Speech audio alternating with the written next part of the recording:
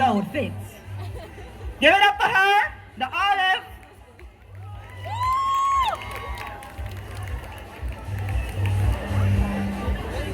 Only one.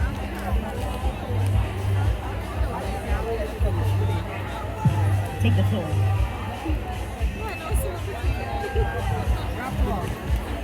Hey everybody. All right, let me catch my breath. Whew. All right, so I'm sure many of you, if not all, needed one of these to come in here, and you probably have it on your wrist right now. So my poem is called Do You Have a Wristband? And it's all about self-worth and self-esteem. I still didn't catch my breath. Whew. Whew. All right. So it's called Do You Have a Wristband? And it talks about people who have the admittance into your life to discuss you or describe you or classify you. And it's based on me, a true story. All right. I was cleaning my room the other day, and I stumbled upon my diary from 10 years ago. 15-year-old me had the world to say, but within the pages of the little black book, she was obsessed with the way people described her looks. Today, John told me if I had a little more ass, I'd be a higher class of woman. Today, Mark told me I'd never be desired with my nose this wide.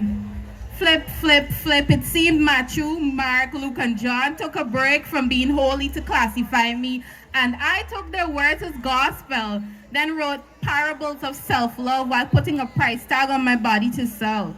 The bar was in hell for my self-esteem then.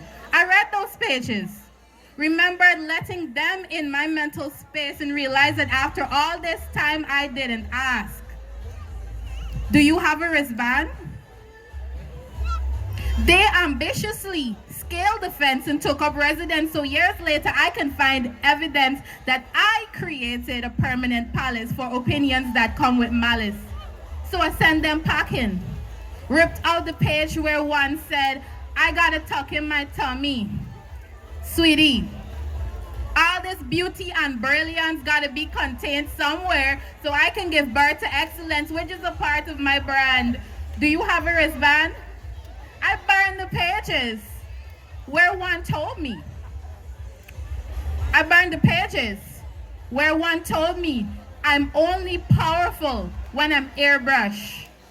Sweetie, no Snapchat filter can erase the fact that my features are the blueprint of creation. My skin resembles the night, and when the moon is on vacation, my pores absorbs the light. I am hyper to be pigmented. I am hyper to be pigmented. My just wake up, boo-boo in my eye, bridal walk and cross my cheeks face. Card never declines. It can run miles around those who told 15-year-old me I'd have to do surgery to look like somebody on TV. I crumpled and tossed those pages in the trash because somebody asked me, why would I wear my hair in its natural state? True story.